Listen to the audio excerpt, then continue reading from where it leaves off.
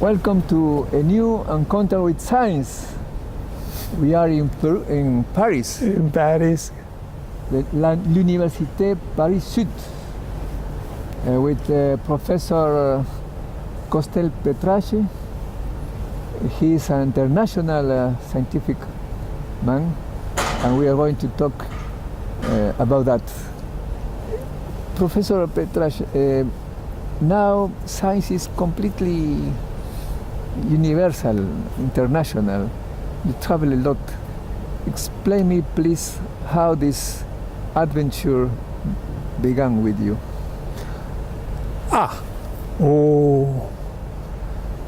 Yeah, because to understand the fundaments of what is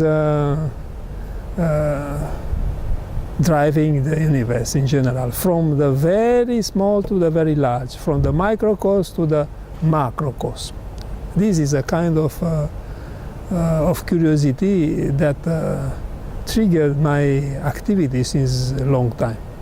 Then I started a long time ago, of course, because you see I have white hairs and then not so many Like me. like you. And then I traveled through several countries, and then finally now I am in France. France is a country which is open to the world since right. Always. And then the destiny bring me here. Then my preparation is in physics, and my diploma is in, if you can imagine, on physics and engineering of nuclear reactors. And then I started with that, and then I got some position in laboratories of fundamental research and drive deeply in the study of the nuclear matter. And this kind of studies cannot be easily performed and everywhere on the world. In fact, there are different facilities, different accelerators, different experimental setups with their specificity here and there. And then if we are guided by an idea, if we want to understand a specific feature of the, in my case, of the nucleus, then I have to find the way to achieve this. And then I have to know what is happening in the different labs around the world, which are their expertise, which are their facilities. And then, of course, we have here in Orsay, in France, facilities, accelerators, but not always enough suitable for the aim of my research. And then I have to go in Canada, in the States, in Japan, in Australia, in Germany, in Sweden, in Finland, everywhere, in China, to find the right collaborators, because not only the facilities, but also People, the people, the local people, with their expertise, and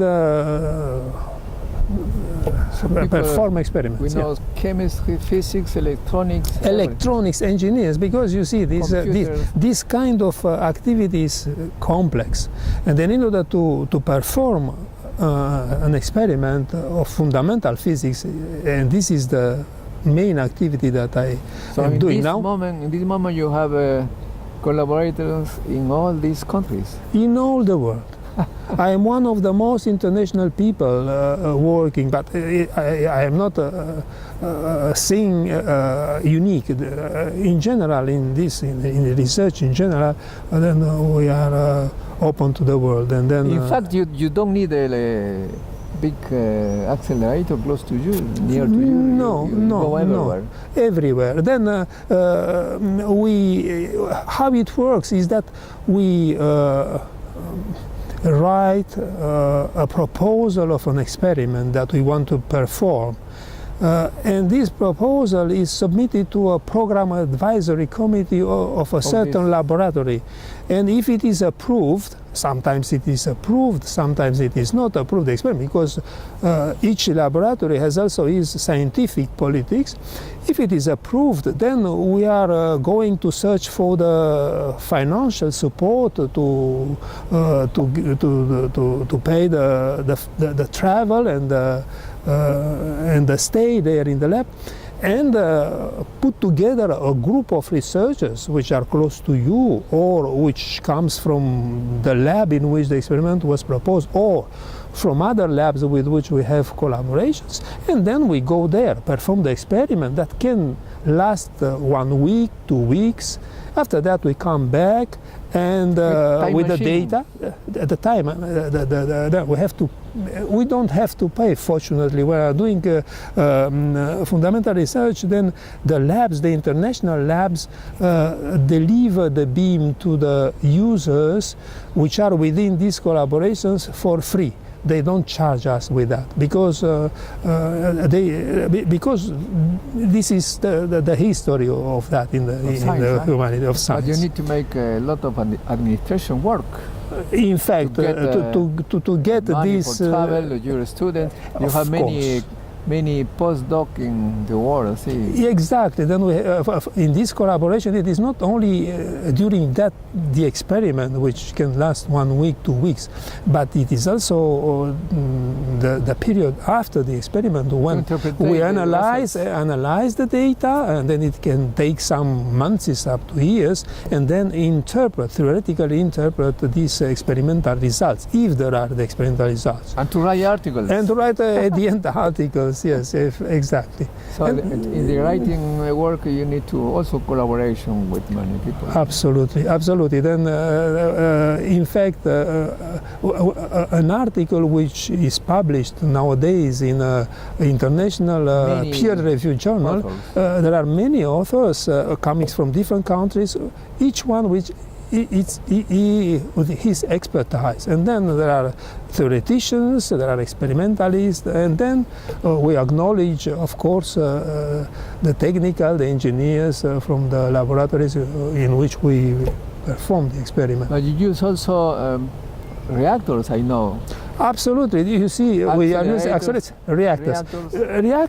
The reactor is a source of radiation, which the reactors is used for to produce energy, but also for research. And there are several research reactors in the world. One of the most famous is the one which is in Grenoble at the Institut Louis Langevin, which has one of the highest fluxes. Yes. And then there they put in the core of the reactor the fuel, and of course there are fission neutrons, there are moderating neutrons, there are thermal neutrons, and then these neutrons are guided, not only thermal but ultra cold neutrons. They are guided through different experimental points where different kind of experiments are performed. I am performing in general measurements for the study of the nucleus, but the neutrons are also used for the study of materials, mainly for the study of materials, diffraction, biological, everything. But also they study neutron itself in a kind of battle of neutrons. A battle of a neutron, you see, yeah. And in fact. And you study the nucleus in very kind of states, In fact, yes. What we are looking for is some complicated, some excited states. You see, in general, the nuclei are in their fundamental state, but when they are produced through fission, for example, in a reactor, or through a nuclear reaction, what I am doing when I am using an accelerator, we are populating excited states in these nuclei, and the de-excitation of those states, which occurs by the emission of photons or neutrons, of charged particles, with different energies, with different properties. From the analysis of these properties of the, let's call it like that, radiation emitted by the excited nucleus, we understand how it is constructed, understand which are the building blocks of this nucleus.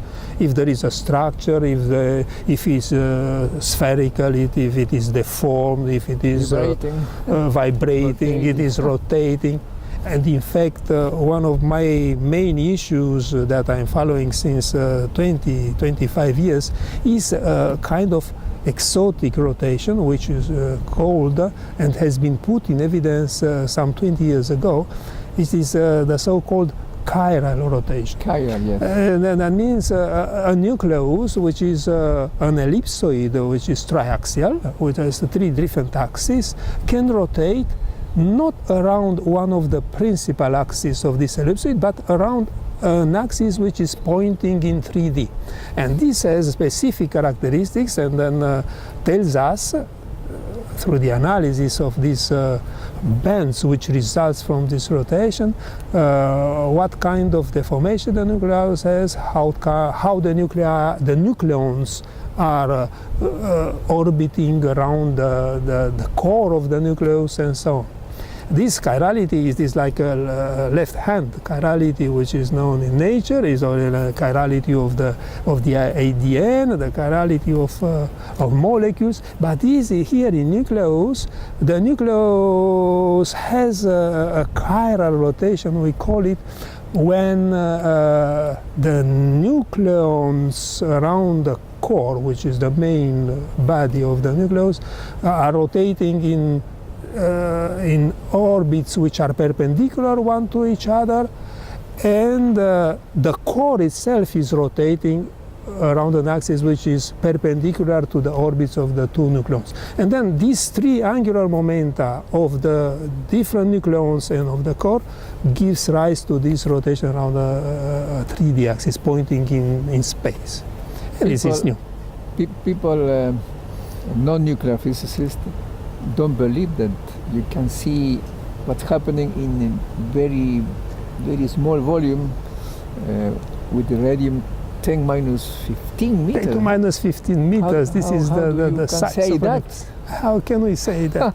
Because you measure levels and you measure levels. We measure this radiation. There are models. Then we know through the data that we are taking using our detectors, we know that what we are modeling is real. Because we know also that, to give you an example that I give usually to my students, the eye, the retina of the eye is a detector. And then you see the retina, and we are seeing the colors in the nature because of detectors on the retina, and we are each component of the retina is detecting a photon that is. So we have a model in the brain. In the brain, and the brain, it is just yes, transferring the information taken by the retina, which is excited by the photon, the light photon, because you see, the God make us like that in this universe. Our retina is tuned on the wavelength range in which the sun gives us the light. You see. In Peru, we have just this kind of nuclei for medical or chemical reasons. You know very well the neutron activation. I see. But your nuclei are very short life, huh? The nuclei are, in fact, yes, nuclei are, some of the nuclei, a small class, a small group of nuclei are stable, but most of the known nuclei today are unstable. They are radioactive. They can be produced in a stellar environment, they can be produced in laboratories and so, and they live a lapse of time which is shorter or longer. It can be very short, order of 10 to minus 9, then 1 billion times smaller than a second, up to 10 to 15, which is the age of the universe. And then in the nuclei, which are which we are producing in the laboratories, we can find states, excited states, which can live more or less long. Okay, well, interesting. And nuclear physics is now with this discovering of neutron star. Oh, neutron star. That's That is a big nuclear. we can consider a star like a nucleus with an infinite size, because the nucleus It seems to me normally the density is higher than a normal nucleus. the density can be higher than the nucleus, and then we call this the density in the infinite nuclear matter. You see, a neutron matter. The nucleus is confined because the neutrons and the protons stay within 10 to minus 15 meters, whereas in the star there is infinite, is much larger than the nucleus, and the number of particles present in those stars is so large that we can consider it safely as a infinite nuclear matter. You are then international scientist, but your son also is in Chile. In fact, yes. My Your son family also is is international. spread out around the world. This is true. And This he is true. mathematician. Yes, my son, Mircea Petraș, he is, I consider it modestly, a brave mathematician. He finished, he graduated at Norma School in Pisa, which is famous, and then after that had a PhD in another famous university, which is ATH, Polytechnic Institute in Zurich, where Einstein was a professor. And after a long PhD of 5 years, he moved in 2 other countries around Europe to do a postdoc, like here in Paris he came, and then in Bonn, and after that he finished in the Santiago de Chile. And maybe you are going to visit him. Maybe I'm going to visit him to see, because I am also curious to go to South America. It would be for the first time. Yeah, it would be for the first time. How many sons or daughters? I have only one son. Only one? I have only one, you see. Yes, You have to go then. to see, yeah. Well, thank you very much for this nice interview. And, You are very welcome, and thank you to have visiting me here in Orsay thank you again. for your invitation in very nice place, nice people. And with us, hasta un próximo encuentro con la ciencia, amigos.